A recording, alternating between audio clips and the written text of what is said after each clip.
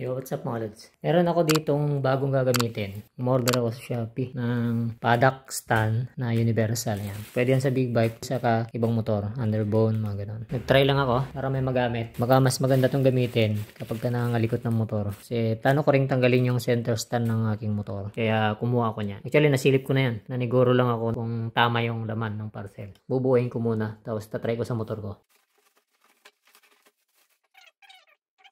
Medyo makapal yung ano niya, bakal. Ang na-order ko pala is pang 500 kilograms. Dapat pala yung 400 lang. Parang overkill yung na-order ko kasi underball lang naman yung motor ko. Ito yung kanyang pangharap, yung nilalagyan ng gulong at saka yung nilalagyan ng hook or yung rubber. Pangsalo dun sa swing arm. Tapos meron siyang bolts. Ito yung gulong. Ito yung pang-hook dun sa spool. Gulong apat. Dalawang klase siya. May rubber, yung mismong pinapatong yung swing arm. Meron ding hook, yung hinuhook dun sa spool na kinakabit sa swing arm.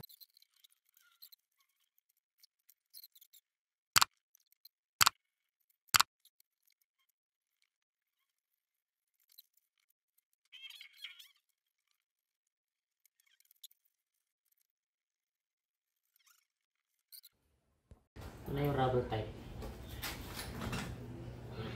Kailangan makatapat lang dun sa swing arm.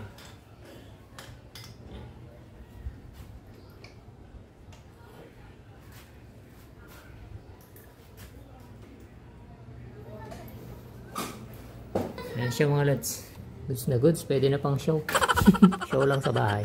Ayos mga lods. Mukhang matibay. Kasi kahit alug-alugin mo. Okay.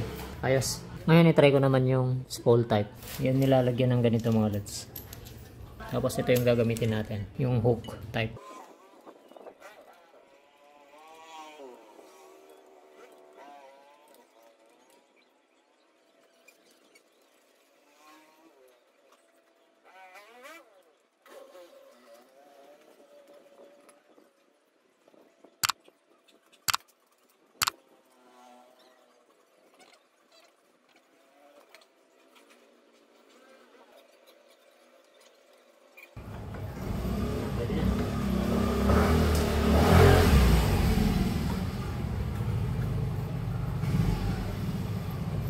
Ayan siya mga lods.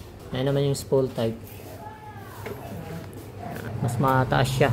Matingkayad compare dun sa rubber na yon. Pero goods mga lods. Ayos. Kung gusto nyo ng ganyan mga lods, lalagay ako sa baba ng link kung saan pwede mag-order na ito mga lods. Heavy duty tong ano na to mga lods. Paddock stand na to. Napakakapal. Pang big bike talaga siya. More on big bike. Pero universal siya. Pwede sa underbone. Ano? Kapal oh.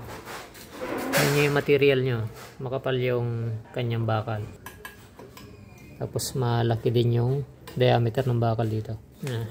Nice mga lods. Mas maganda ng mga likot. Kung kukuha kayo nito mga lods, kahit yung pang 400 kg lang, okay na yun. Kasi itong nakuha ko pang 500 kg siya eh. Pero okay lang naman. Tapos kabila. Yan siya. So meron na tayong pang paddock stand. Magagamit din namin to pag kami mga nagpagawa dito ng papintura limbawa. Pwedeng gamitin yan. Right, so share lang mga lods. Ride safe sa lahat. Peace.